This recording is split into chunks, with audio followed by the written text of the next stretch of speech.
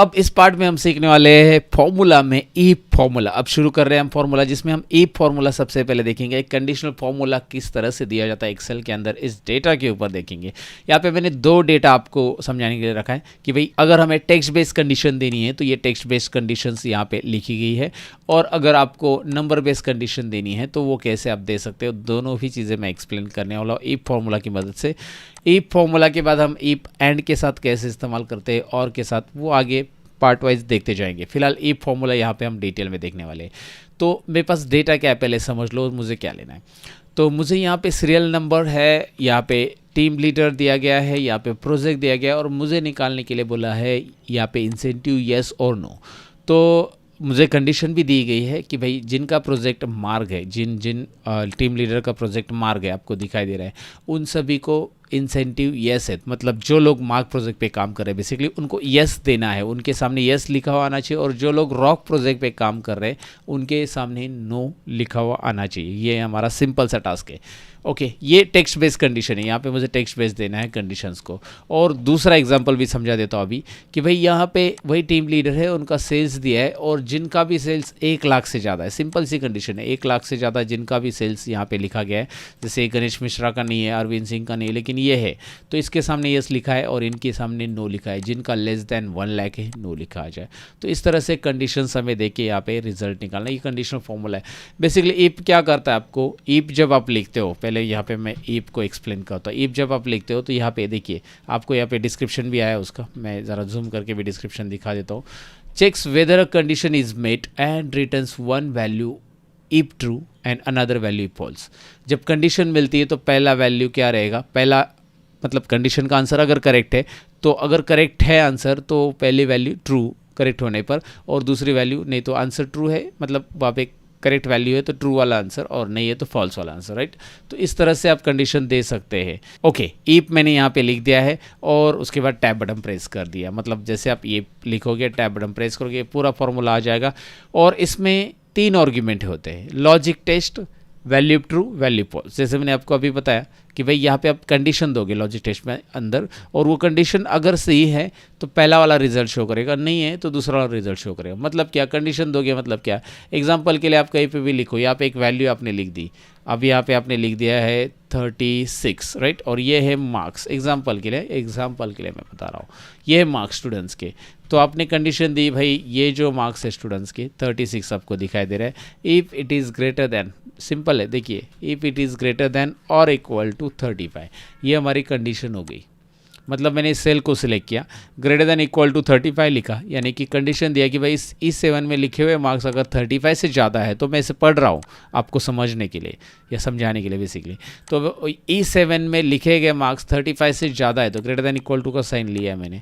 अगर ज़्यादा है तो ये मेरी कंडीशंस कंप्लीट होने के बाद मुझे बताना है फॉर्मूला को, भाई यहाँ पे कंडीशन कंप्लीट हो गई तो यहाँ पे कोमा दे के आप उसे कंप्लीट कर सकते हैं। कोमा, ये कंप्लीट हो गया। अब वैल्यू ट्रू, अगर 35 से ज़्यादा है तो क्या लिखें, तो इन्वर्टेड कोमा में हमेशा रिजल्ट इन्वर्टेड कोमा में लिखना है। जब वो टेक्स्ट है तो याद रखना है हमेशा रिजल्ट इन्वर्टेड कोमा में ही आएगा, टेक्स्ट बेस्ड रिजल्ट। और वो नंबर है तो इन्वर्टेड कोमा की ज़रूरत नहीं, जैसे ये 35 को हमने लिखा नहीं है इन्वर्टेड कोमा, क्योंकि नंबर को जरूरी नहीं, टेक्स्ट है तो इन्वर्टेड कोमा देते समय शिफ्ट और इन्वर्टेड देना है, ऐसा सिंगल नहीं देना है। बहुत लोग ऐसा सिंगल इन्वर्टेड देते हैं और उनको लगता है कि यार उन्होंने डबल दे दिया, ये डबल नहीं है, शिफ्ट एक साथ आना चाहिए, डबल इन्वर्टेड फिर पास और shift, double inverted close. Okay, inverted coma close हो गया, पास का कोमा करेंगे। अगर ये वैल्यू ट्रू है तो ये वाला रिजल्ट शो हो जाएगा, मतलब अगर 35 से ज़्यादा है। और वैल्यू अगर फॉल्स है, जो ये वैल्यू ये कंडीशन जो है, इसका मतलब वैल्यू मतलब यही कंडीशन अगर फॉल्स है तो यहाँ पे फेल रहेगा स्टूडेंट्स, ऑफकोर्स फेल, लेकिन फेल को भी डबल इन्वर्टेड कोमा में लिखना ना भूलिएगा। देखिए जहाँ पे एक भी कोमा मिस नहीं करना है, मैं हमेशा कहता हूँ कोमा मत मिस करो, नहीं तो फॉर्मूला कोमा में जाएगा, right. So bracket close and enter. ओहो राइट, 34 करो फेल, 35 करो पास ही रहेगा ऑफकोर्स, 38 करो पास ही रहेगा, 99 करो पास ही रहेगा। लेकिन अगर वो 31 या फिर 30 के नीचे आ जाता है तो वो फेल ही रहेगा।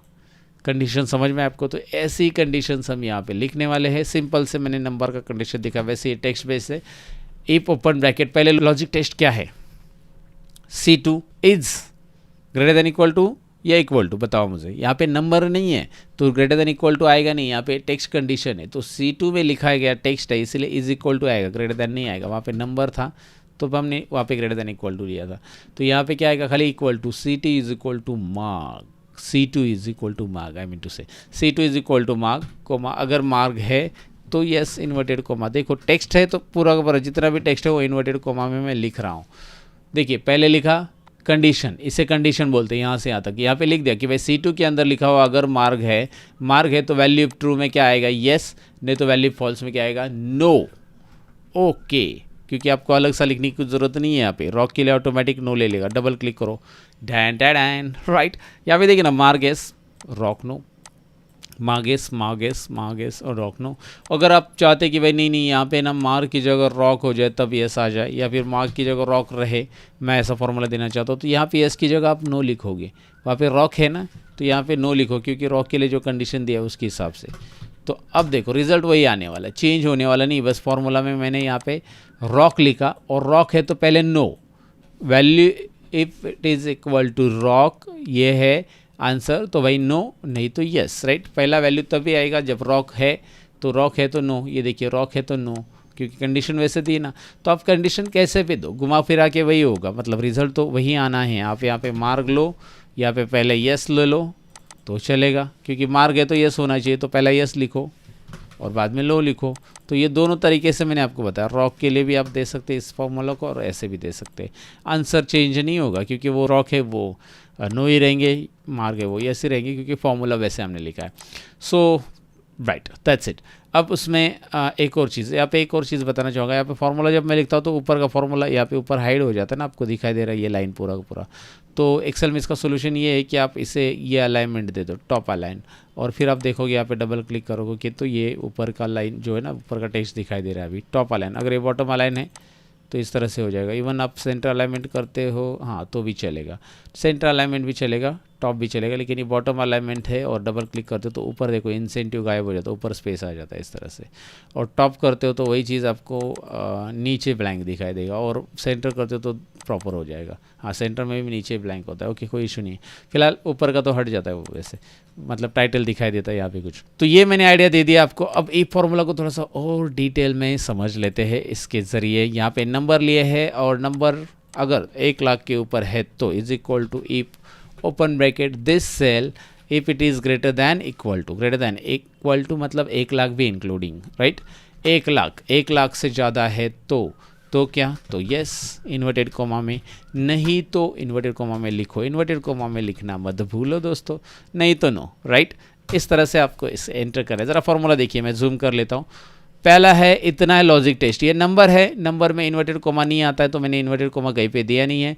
ग्रेटर देन इक्वल टू आएगा क्योंकि मुझे 1 लाख और उससे ज़्यादा, 1 लाख है वहाँ पे 1 लाख भी लिखा है तो भी उसे यस आ जाए, और 1 लाख के ऊपर है तो भी यस आ जाए, 1 lakh. So greater than equal to, अगर मैं खाली इक्वल टू लिखूँ तो खाली 1 लाख रहेगा तो ही आएगा, या फिर मैं खाली ग्रेटर देन लिखूँ तो यहाँ पे 1 लाख अगर एग्जैक्ट वहाँ पे सेल्स है तो उसको नो आ जाएगा, क्योंकि इक्वल टू मैंने ले लिया ना, 1 लाख को इंक्लूड नहीं किया है, याद रखो। सो एंटर, इस तरह से मैंने ग्रेटर देन इक्वल टू ले लिया है, एंटर कर। तो आप चेक कर सकते हैं, देखिए जहाँ जहाँ 1 लाख और 1 लाख से ऊपर है तो उन सभी को यस ही आएगा, राइट। इवन यहाँ पे अभी 1 लाख डाल के देखता हूँ मैं, 1 लाख ओके तो भी यस ही है। जब मैं इसको 99,000 करूँगा तो नो आ जाएगा, राइट, या 99,999 किया तो भी नो ही रहेगा क्योंकि 1 लाख से नीचे हो। सो यस कहाँ पे है, नो कहाँ पे है, और कैसे क्राइटेरिया देना है आपको, डेफिनेटली ई फार्मूला का ये आइडिया आ चुका होगा।